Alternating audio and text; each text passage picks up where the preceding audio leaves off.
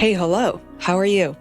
This is a show for everyone else. Instead of going after top 1% of the world, we dedicate this podcast to celebrate the lives of the unsung heroes and self-made artists.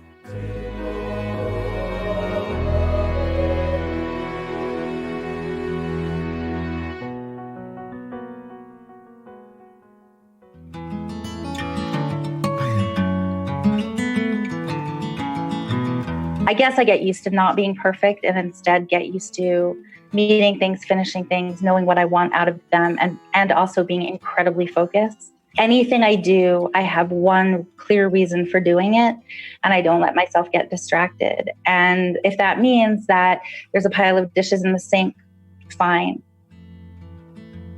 The number one thing that gets in the way is self-confidence and that feeling of who wants to read my writing? And nobody really, I don't have anything useful to say. Think about what it is that you want to write. The first thing people will say is they're like, oh, I want to write a book, but I can't do that. Or I want to write for magazines, but I can't do that. And that little voice of, I can't do that, recognize it and just be like, no, I'm going to ignore that. You want to write a book? Write a book. You are going to be rejected. You aren't going to use everything that you write. So it's worthwhile to really enjoy the writing that you're doing and to really embody it. Learning to be comfortable with chaos is a great place for anyone to start. I feel like my role in this world is to give people a voice who don't feel like they have one. And if I can do that, then I feel like I will have given back to the world as much as I've been given.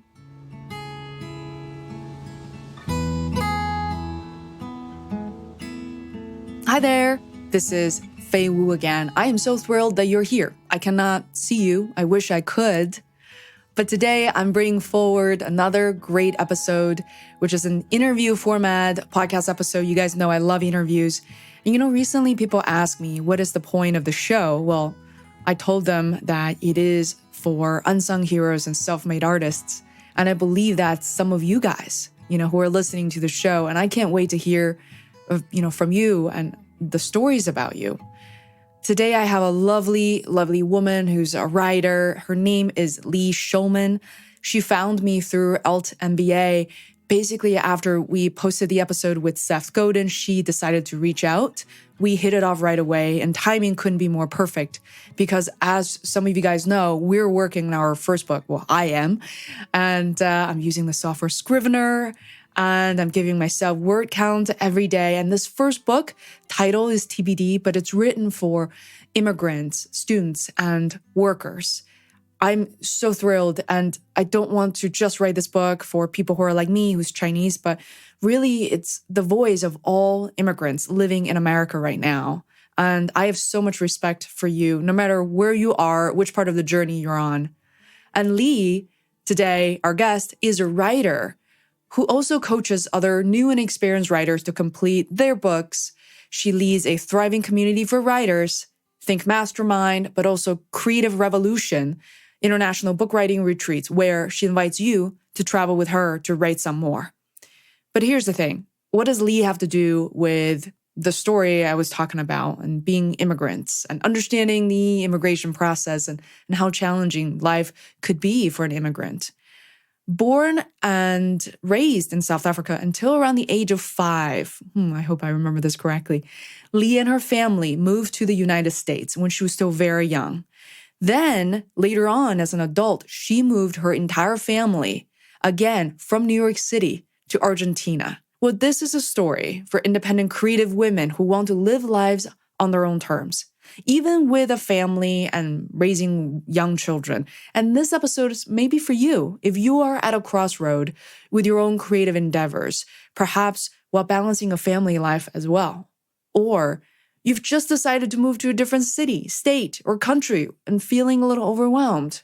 Or if you're curious about writing your first book. Or last but not least, some people came up to me recently talking about Mastermind because I run Alt Podcasters and Leigh's running a very, very successful mastermind for writers. And she admitted that it really took her many years to kind of make the mistakes that she needed to make to get the mastermind into the shape and form that it is today. I thought speaking to Leigh is particularly fascinating and necessary because of her journey as an immigrant now, living full-time in Argentina. I'm working on my first book and trying not to get too emotionally attached because this is the first book from us, and it's for immigrants, which is a very sensitive topic in America right now. Leigh had a lot to share as an American who immigrated elsewhere. We even challenged the difference between talking about or referring to oneself as an immigrant versus an expat. So I am curious to hear your feedback. And if you would like to hear more interviews and stories like this, please let me know. I always love hearing from my listeners. And I personally respond to all the emails. Before we jump right into the interview, here's a quick update on our docuseries. It is so ongoing. Even when you're hearing this, it's definitely a testament to my own patience, for sure. It's been with a distributor for months now. And, we are fixing some of the audio issues, but hopefully, fingers crossed, I cannot wait to share these episodes with you guys. And thank you so much for your support, for your messages. And it means so much to me. But without further ado, please welcome Leigh Shulman to the Feisworld podcast.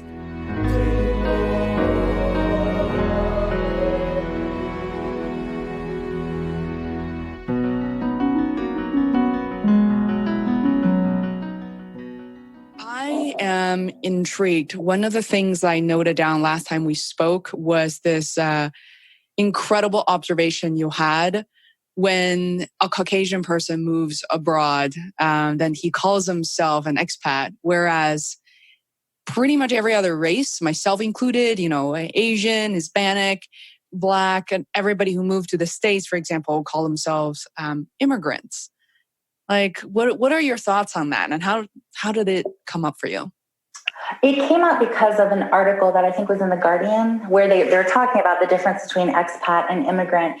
And I do call myself an immigrant. I mean, I call myself both, but I when I hear the word immigrant, I sort of think of it, I think of sort of more of a cultural difference. A good friend of mine he lives in New York. We knew each other in college. We didn't go to the same college, but he works with radio stations. Basically, I don't exactly know how he does it, but he creates this sort of radio stations from home for immigrants, but in New York City. And his view of being an immigrant is that you can't go home, which I don't know that I necessarily agree, but I think immigrant, it's taken on these days a really bad meaning, which I think is really unfortunate. Expat feels like you're just there to for me anyway, expat feels like you're just sort of floating on top of the culture and you're always separated from it. Whereas immigrant for me means you integrate and as somebody who is a two-time immigrant, born in South Africa, moved to the States, left the States, now live in Argentina, I'll never be fully Argentine. I'll probably be more American than anything else, or US American, but that I want to integrate. I want to understand the culture. I want to be here, not that I'm just sort of observing and kind of, floating around and maybe can leave whenever I feel like it. This is home. Mm-hmm. So I remember that. Could you help paint a timeline again? How old were you when you moved from South Africa to the States and then to Argentina? I mean, you don't have to call out all the ages, but I'm just trying to get a sense for the timeline. Well, actually, I was 5. I was little when my parents moved to the States, and they did move. They were concerned about how things were in South Africa politically. We did not leave the United States for political reasons. We left because basically we were living in New York, and I didn't like parenting in New York, and we wanted to find a new place. So we're like, well, let's just travel and see what happens. And we actually moved to Argentina when my daughter was the same age that I was when we moved to the States. So it's been kind of interesting. I can't help but, it's in my nature. I can't help but make parallels. I'd already lived in the United States, worked in the United States, went to school in the United States, and then left, traveled to a bunch of different places, and then finally moved to Argentina 10 years ago. I'm fascinated by your story as a writer. I know you coach many other people to do what you do, to do what you love, which is fantastic. But before we get there, I would love to hear your opinion on parenting in New York or New York City, because I'm a fan of the city. And it really grew on me, much more so than when I was younger. Parenting in the city. When I first got to New York, because I went there for school, I found it really overwhelming. There's just so much going on. I would go into the city and then I'd just be so overwhelmed. I just couldn't deal with it. And then it grew on me also. And I loved it there. And I mean, it's such an amazing, vibrant place where just walking down the street tells a story. You can meet incredible people anywhere you go. You never know what the person next to you on the subway is doing. And I mean, for any creative, for a writer, for anyone creative, for anyone who's telling stories, I mean, New York there's no other place like it. And to also be around other creatives and just the breadth of what you can find there. I found parenting there to be the exact opposite. I felt it very confining, to have a little child and, to leave, even just leaving the apartment was a hassle. If the elevator was out, it was going downstairs. Do I carry the baby? Do I do this? Do I do that? Where do I go? Getting on the bus is hard. Getting on the subway is hard. There seem to be a lot of people who don't really like children there or have so many rules for children. It's confining. So, I remember even little things that, walking into a restaurant. I remember walking into a restaurant when my daughter was maybe 3. It was an Indian restaurant in the West Village. And the looks on everybody's faces were just like horrified. Like, oh no, that's it. Then we sat, we ate. She's a New York kid. I mean, New York kids learn how to eat in restaurants really early. And I even remember going out for dinner with a friend. Well, a group of us went out for a friend's birthday, and all of us had little kids.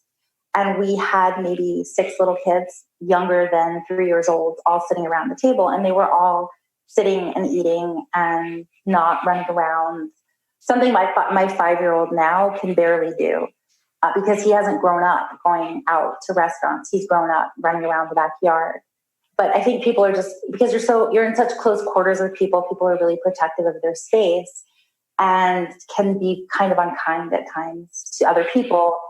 And that unkindness placed on parents, and especially new moms and little kids, is very painful and confining. And it made me not want to go out. And I wasn't taking advantage of all the amazing things New York had to offer. It wasn't the only reason we left, but it was a big reason. Wow. Yeah, it's interesting. Like, I think New York City is a great place for adults, but a certain type of adults. I notice just a general fast pace of lifestyle in places like New York City, Shanghai, Beijing. So I can't imagine just what entrepreneurial moms like yourself have to navigate. You got to take care of young children, as well as, managing these masterminds, looking for work. How do you juggle all of that, now that we're on that topic? I try not to worry too much about everything. And it's funny, I just had a long discussion with my daughter about that today, that there's only so much that we can do. There's only so many things we can cover.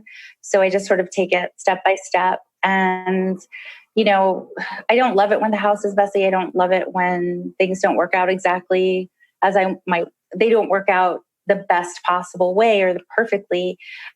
I guess I get used to not being perfect and instead get used to, meeting things, finishing things, knowing what I want out of them, and also being incredibly focused. Anything I do, I have one clear reason for doing it, and I don't let myself get distracted. And if that means that there's a pile of dishes in the sink, fine. If that means, there's dog food all over the floor outside, fine. I can't, that I choose what I'm going to do. And if certain things aren't done, then that's fine, as long as the things that are most important to me are completed in the way that I want them done. So. Yeah, prioritization, I think it's so essential to parenthood, especially for someone like yourself who, runs a business that's filled with many elements and aspects of the business, unlike someone who's doing just that one thing. So how would you describe your current career, your entrepreneurial trajectory? I find it really fascinating. Right now, Right now, I'm trying to focus more on writing. The last few years, I've been focused a lot on teaching, and I love teaching. I love teaching. I love working with writers. But I spent a lot of the last few years focusing on building the teaching part of my business. And now what I'm trying to do is shift from there into writing more, because I feel like if I'm not writing, then my teaching suffers. What people say, if you can't do teach, if people who can't do teach, which I think is complete and utter nonsense. I think the two go together 100%, because in order to teach something to somebody, you have to know how to really break it down into parts, really know what something is, and then know how to take somebody else through the steps of understanding how to do a thing. So, for example, pitching editors, pitching the New York Times for an article. So how do you do that? Well, if I've never done it, if I haven't had practice doing it, if I have no idea who the editors are, if I don't know what the New York Times is publishing now, I can't really be as up to date to help somebody else do that. One thing I'll also say, though, what I find is the number one thing that gets in the way for people when they're writing, whether they're writing books or publishing articles or whatever it is that they're doing, or starting a content marketing business, the number one thing that gets in the way is self-confidence and that feeling of who wants to read my writing. And nobody really, I don't have anything useful to say, and I understand that because I often feel that too, particularly when I'm doing something new. So I am constantly pushing myself in my own writing to go to a new level, to feel that kind of fear and to feel that, oh no, I'm not 100% sure what I'm doing, because that helps me continue to encourage people to do the same thing in their writing lives. Yeah, that's great, because you've been at your business for a while now. And I think we can roughly break it down to your writing versus your teaching. And since we're talking about your writing at the moment, could you give us a sense of maybe some of the topics that you were writing about previously? You're learning new areas versus the ones that you're tackling, you're learning today. So there are many, many different types of writing. So whether you're writing copy for a website, and copywriting basically is any kind of writing that you would read in any type of business. And that could be newsletters, it could be websites, it's pretty broad. And sometimes it can actually look the same as an article that you might pitch to a magazine. Then there's magazine articles or more journalistic writing, commercial writing, which is the Washington Post, the New York Times, pretty much anything you would see online or something you would buy at a newsstand. And then there are books, short stories, literary writing. It's so broad. And I think the most important thing is to sort of figure out, well, what is it that you want to do right this moment? What comes first? Because it's really hard to try to do everything and incredibly overwhelming to do everything, because each thing you pitch, each thing you write requires research, and it requires reading, and it requires knowing what you want out of it. So all of my more commercial writing, I don't do any. The only content writing I do is for my own website and for my newsletters, which I like to do myself because it's me and it's my voice and it's my way of communicating with the people who are on my list and in my groups. But then the only commercial writing I'm doing is related to teaching, writing, how do you write? And then that also branches out into parenting. Like you just asked me, well, how do you balance your parenting with your writing? How do you build a business? What is, all the different things that go into my creating a writing life? That's what I pitch to editors. And there's an endless list of places where you can pitch. And my number one suggestion for deciding where you could potentially write is ask yourself, what do I love to read? What are my favorite? When you go out there and you're thinking, you're going to pick up a magazine or you're going to go online and you're going to look something up, where's the number one place that you go? Well, that's probably a really great place for you to pitch. I actually have a lot of resources on my website for this, for how to pitch, for how to write different things, for how to, my website is an extension of my teaching. So for example, if somebody it's the questions that people ask me all the time. I write a blog post on it, I put it up there, or I'll put together a resource and put it on my website. So it really is designed as an education site. And then the third type of writing, and my creative writing right now that goes beyond business development, is I'm writing a YA sci-fi novel. It's so much fun. And it's funny because, writing, like a lot of people, until now, I've written a lot of personal essay, or there's been a lot of pitching for business related things, which I'm used to doing and I'm good at it and I enjoy it, but it's not fun in the same way. I don't have as much fun as I do when I just get to let it go wild and write about plants that come to life and, artificial intelligence and, this girl who's trying to find her way through the wilderness to, save her brother. Hey, it's Faye, and today on the show, join me and Leigh Shulman.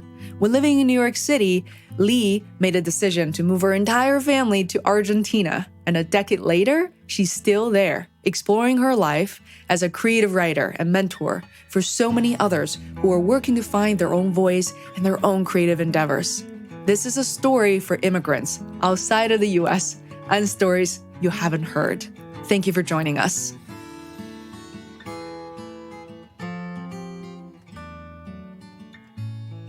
I want to kind of break it down. I love how you shifted the conversation from, my questions of what you do specifically to really gearing that towards people who want to become writers themselves, whether it's full-time or a lot of people are thinking about part-time, such as myself. What would be the advice that you have for people if we paint a picture of someone, let's say 30, 35 years old, somebody who's had a life and maybe work in the corporate world for about 8 to 10 years and, is really interested in writing. What are some of the advice that you would give them to kind of get started and warm up to being a writer? Well, I think the first thing is think about what it is that you want to write. For many people, the first thing people will say is they're like, oh, I want to write a book, but I can't do that. Or I want to write for magazines, but I can't do that. And that little voice of, I can't do that, recognize it and just be like, no, I'm going to ignore that. You want to write a book? Write a book. You want to write for magazines? Pitch magazines. And then once you decide what you want to do, you just throw yourself into it. And it's like the best advice I can give for any writer is just write. And I know that's very broad and it makes you ask questions like, well, how and where and what and why? Well, all that information of how and what and where and why, it's all on the internet. Most of it's on my website, or my website will point to places to do it. But you think about, well, what is it that you want to do? You want to write a book? Sit down and start writing a book. Do you have ideas for a book? Get that down on paper. You want to pitch editors. You want to start writing for magazines. You say, all right, what are your topics? Let's see, what are the topics you want to write about? What are the magazines that you want to write for? And then you just start pitching them. Or you can write an article and send it somewhere. Now, the mechanics behind that, there are always a lot of mechanics of how to and where do you send it and what's the format of a pitch and how do you, XYZ, how do you know how to structure a book? The best way to learn it is to just start doing it, particularly with pitching. And even with writing a book, sometimes just sitting down and writing your book, just starting to write is the best place to start. And I think one of the things that gets in the way is, well, what if I do all this work and it doesn't go anywhere? Well, it might happen. When you write a book, there are lots of pages that you edit out and you never use. When it comes to pitching, when they say, let's say for every 10 pitches you send, I think 2 will be accepted. So 80% of your pitches aren't going to be accepted, particularly when you're cold pitching. So the first thing is just to get used to that idea that, number one, you're writing. Number two, you are going to be rejected. You aren't going to use everything that you write. So it's worthwhile to really enjoy the writing that you're doing and to really embody it and be clear in what you want to do.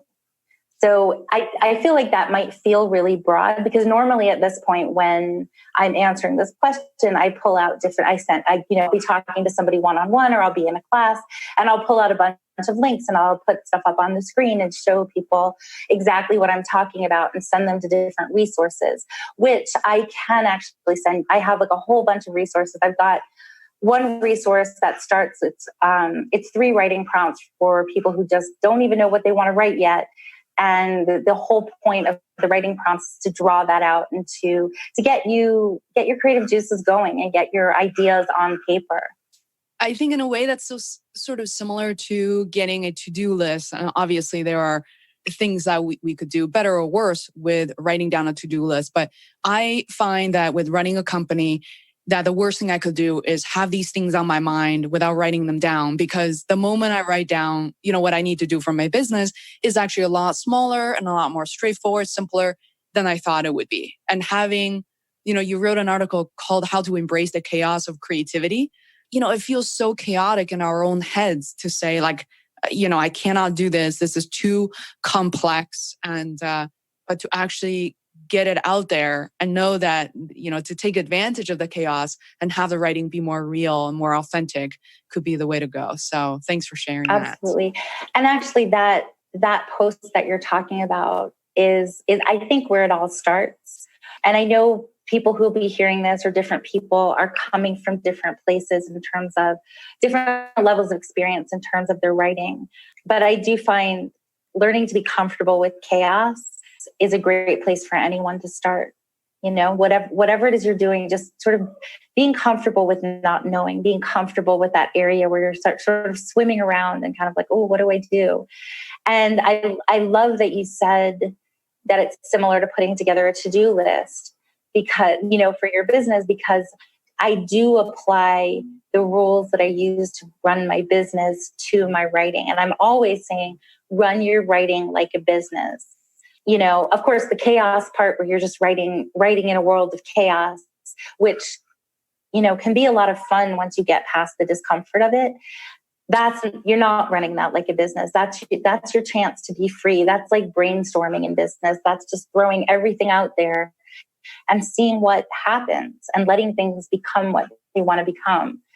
And then you bring it down and you organize it and you say, all right, what are you going to do with these things? What happens next? And then that's the business part where you add a little bit of order to chaos before you go back into the chaos.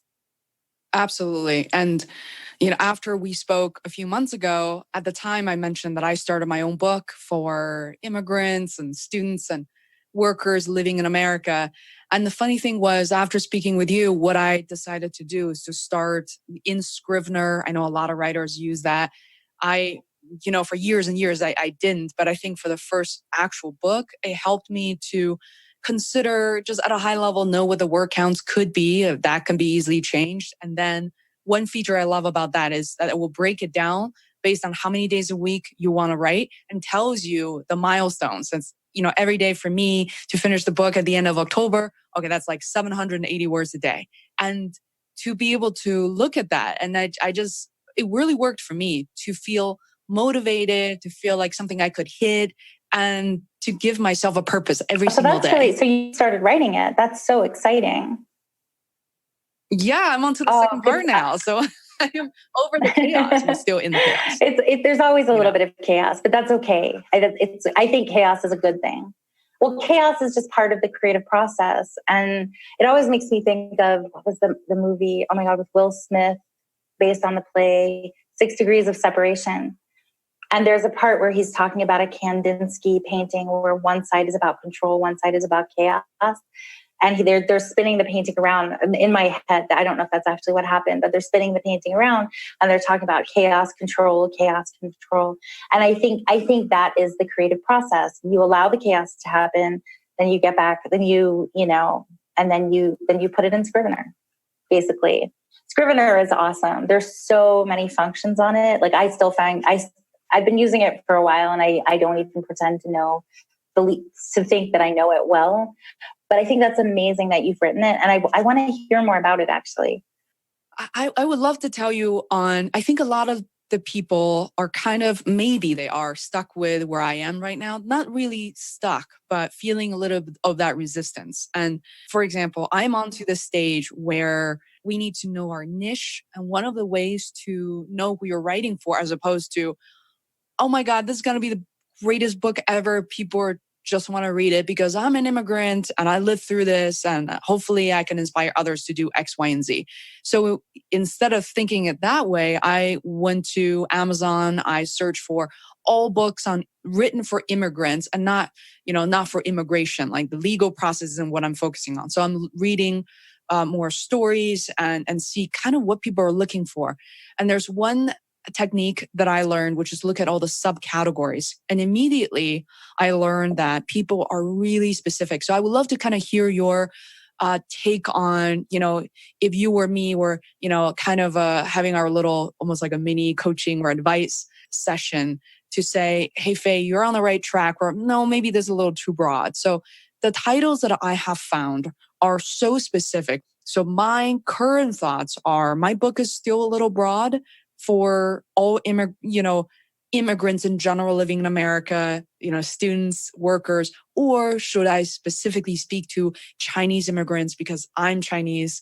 One question I always ask people when they're writing a book, and this applies to pretty much any book that you could be writing. If you had to distill what your book is about in one sentence. And when I say, what is your book about? I don't mean what happens in it. What I mean is, what is it that you want your readers to understand and feel when they're finished reading the book? And then distill that to one sentence. What would that one sentence be for your book?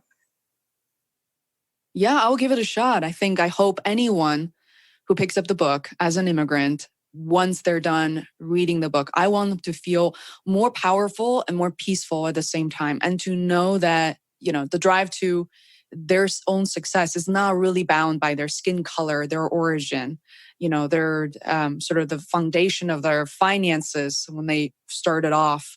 So they could really do what they want to do, even as an immigrant. So just to distill that down even further, would you say, all right, so immigrants moving to the United States who may be nervous about what are they going to do, where are they going to go, what are they going to find, can feel empowered to find their own personal path, regardless of whatever their education, that your book is to help them find their personal path by sharing stories. Awesome. Yes. And what I would say is when we're done talking, go and write it down.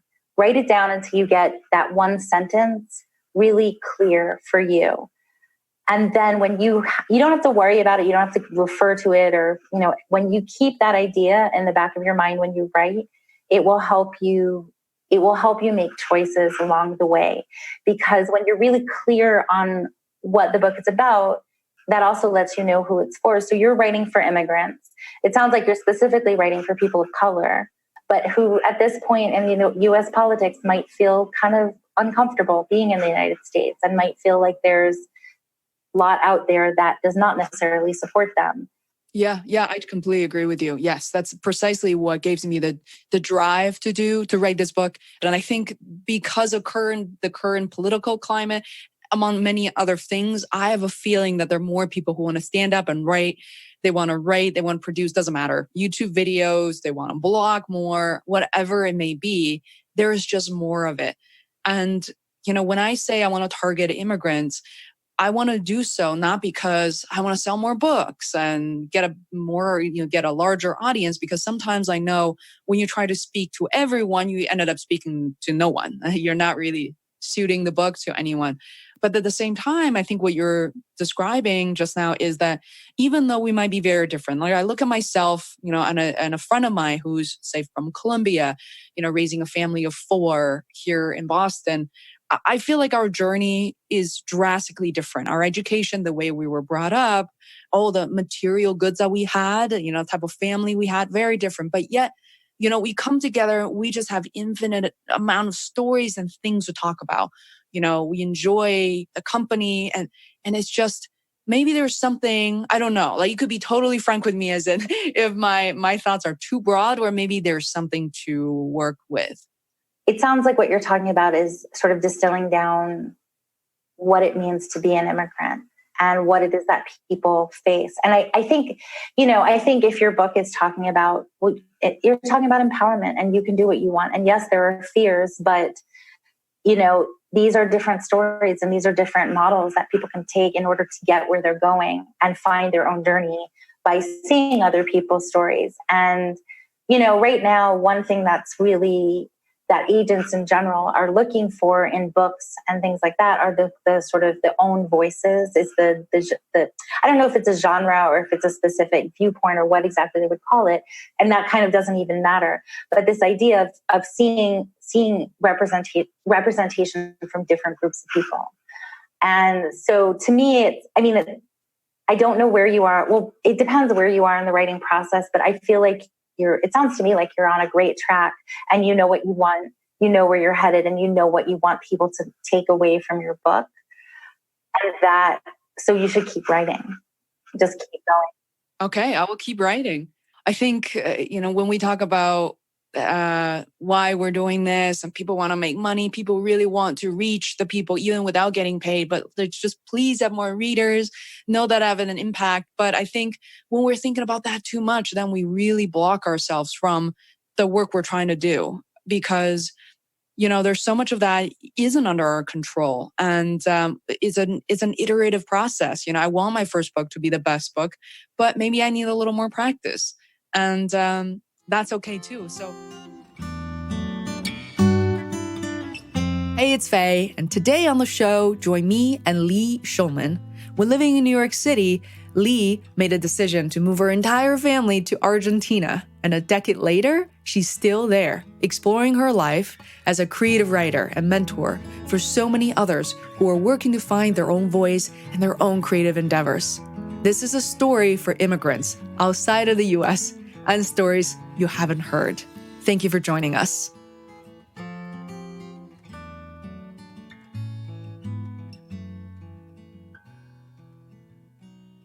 I would love to get your take. Now imagine someone who's either starting in the middle of it or is wrapping up a book at the moment. There's a number one most popular question I would love to hear your point of view, which is, what is your POV, point of view, on self-publishing versus working with publishers? And here, let's just say we're now referring to someone like Tony Robbins or Tim Ferriss.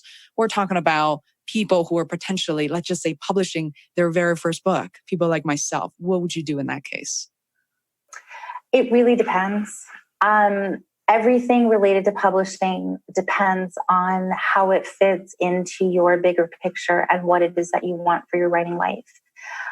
In my book, my last book, I did self-publish, and it's called The Writer's Roadmap: Paving the Way to Your Ideal Writing Life.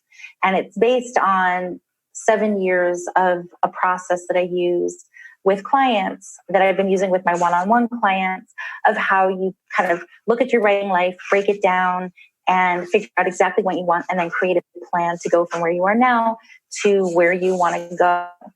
And I wanted to get that out there as soon as possible, because I felt like I could continue doing one-on-ones, but I had so many people asking me questions that it only made sense to write a book. So I wrote the book and I put it out there. And I do all my own marketing, and it's based on my business platform. And it's been great for my business platform. Also, it's grown my business because people find me somehow. They find my book before they find me. However, and I've decided all of my business books, I have another book that I have in the works when I'm finished the one I'm working on now, the Rejection Handbook, because rejection kills people. Like, it really shuts them down. How do you deal with rejection? How do you allow rejection to actually help you grow? And let's switch up how we see rejection. That's a business related book. It's very central to my business and my work. I will self-publish that. My fiction, I want to go to a traditional publishing house. So I will look for, when it's finished, I'm going to look for a wide agent, and I'm going to go in that direction. But both of them relate very specifically to my goals.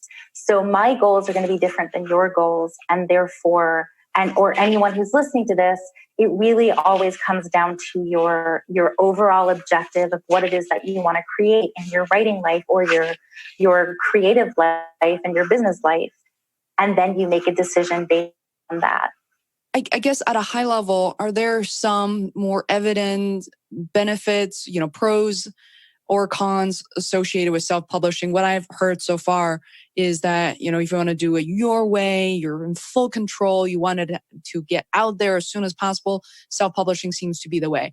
Then I guess, what are some of the benefits working with publishers? Well, they bring a platform with them. They do some of the marketing for you. You have a team who will help you create the right cover, create the right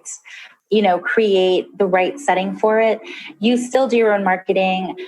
You don't, like you said, you don't have as much control, but you do have professionals sort of backing you in a way. Whereas if let's say you're picking your own cover, well, you're figuring that out on your own. Whereas if you're publishing through a house, they're helping you based on many, many years of experience. So it really is about speed, control, and also money. When you're self-publishing, you keep all the money that you make from it. Whereas traditional publishing, you do not keep that much. However, they have more of a platform, and therefore they have a bigger platform than the average author. And therefore, it is more likely more people will buy it, unless as an author, you're dedicated to continuing to do your own marketing. Got it. Wow.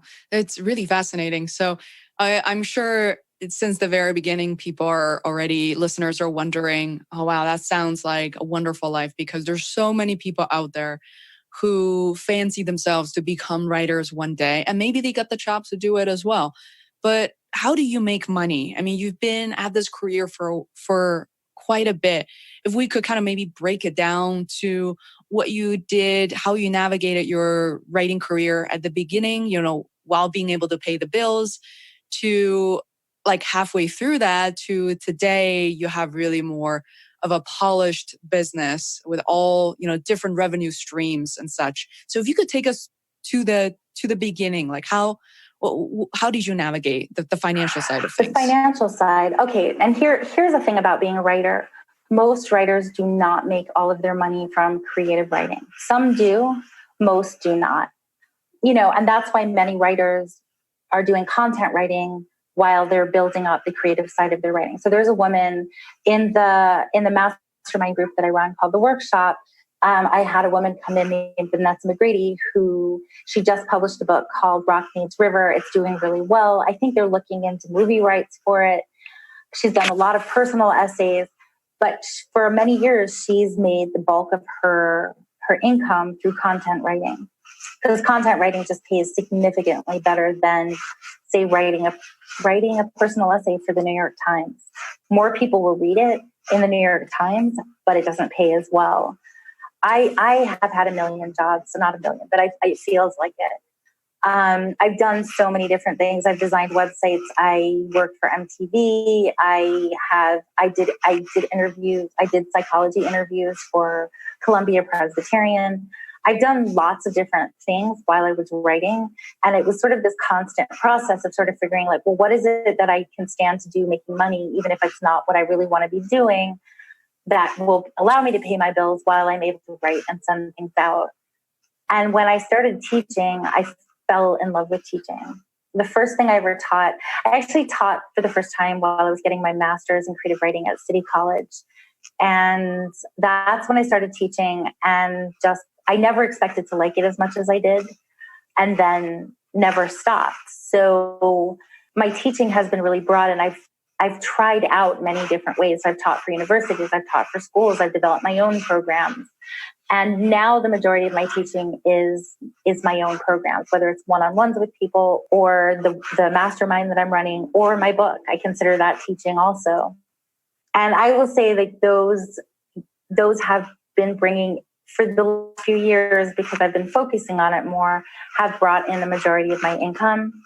And then, as you said, there's income streams. So, for example, like I have a book on Amazon, that's one income stream. If I recommend a book online through Amazon, there's another income stream. I have affiliate stream. I have affiliate sales. And then there's the writing that's really close to my heart.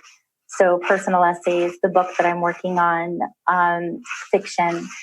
And my goal with my personal writing, I'll call it my personal writing, even if it's not all personal. But it's the stuff that I most enjoy doing, that is the most creative work for me outside of my teaching. You know, sometimes it pays $25, sometimes it pays $500, sometimes it can pay $2,000 for one thing that you write, but you don't always know when you're going to get a yes from an editor. So I chose not to rely on that for my income. I use that for my creative outlet, and the income I get from it is icing on the cake. And that's also how I structure myself, because I chose to run a business, and the heart of my business is education. While I continue to write and put things out there and publish. I do want to have you maybe speak to your writing workshop and sort of your educational side of writing practice. You know, when you started doing that, you know, what was the motivation and how you grew your mastermind from, you know, 0 person to what it is today. As you mentioned, you definitely, there are a lot of sort of trial and errors. You learned a lot along the way. So I had an idea for it. I had a small mailing list.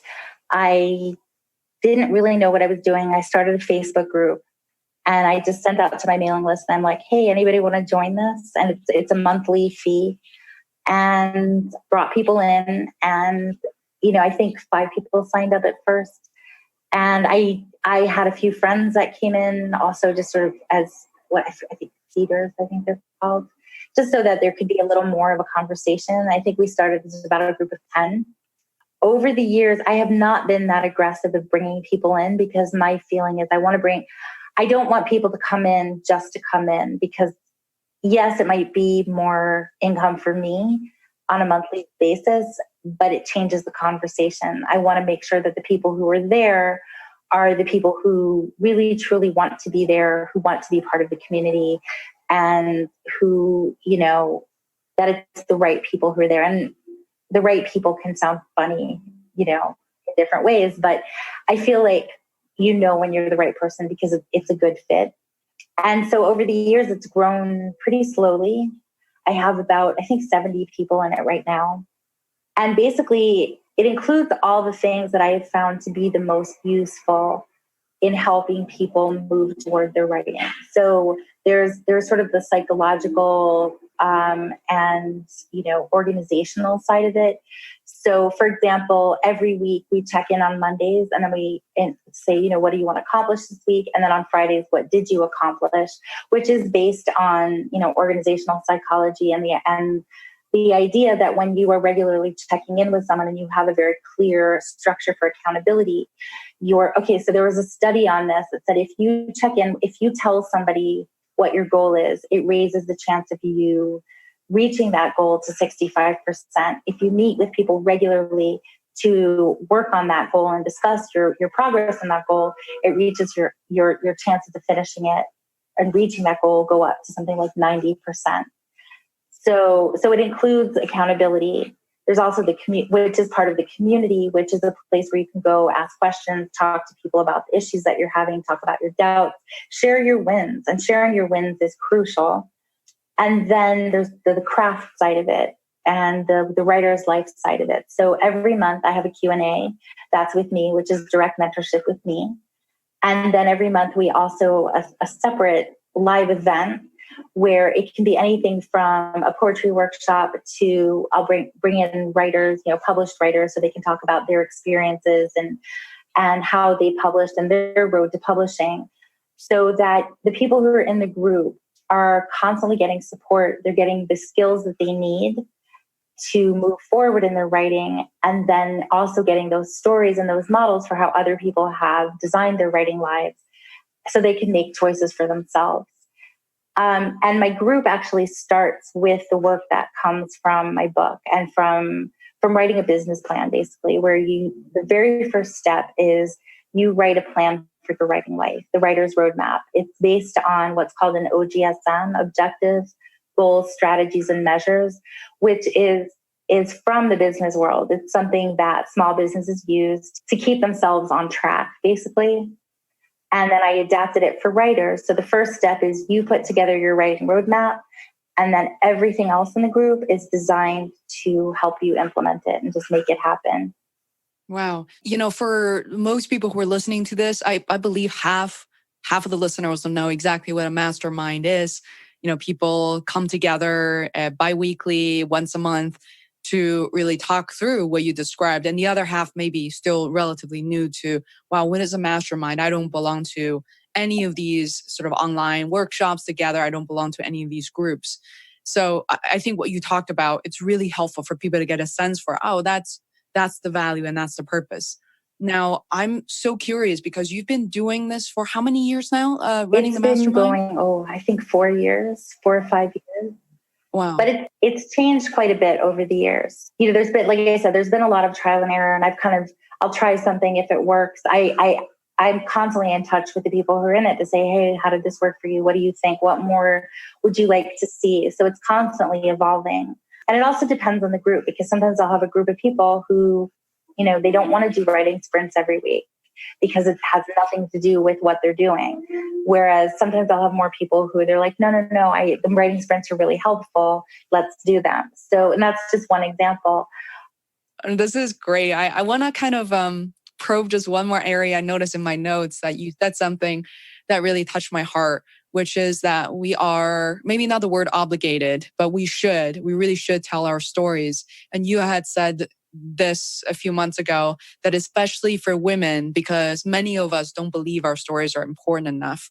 And I want you to maybe speak to that a little bit, where maybe where you got that information possibly from people you've worked with, what you've noticed in the writing world. I believe everybody has a story to tell, and those stories are important. And the stories that people tend to push down, or, as a culture, the stories that we hear the loudest that push down other people's stories, it's those stories that kind of go under the surface that I think that are the most interesting to me. And those are the ones that need to be heard. And that is the immigrant story, and that is women's stories. And that's obviously two incredibly broad areas. But my experience has been, whenever I talk to people, when I've run workshops, when I've run retreats, when I talk to people, before I do a one-on-one with somebody, I have a discovery call just to see if it's a good fit, to find out what's going on. And so many people say to me, the first thing they say is, I really want to write this book, but I don't know if what I have to say is important enough.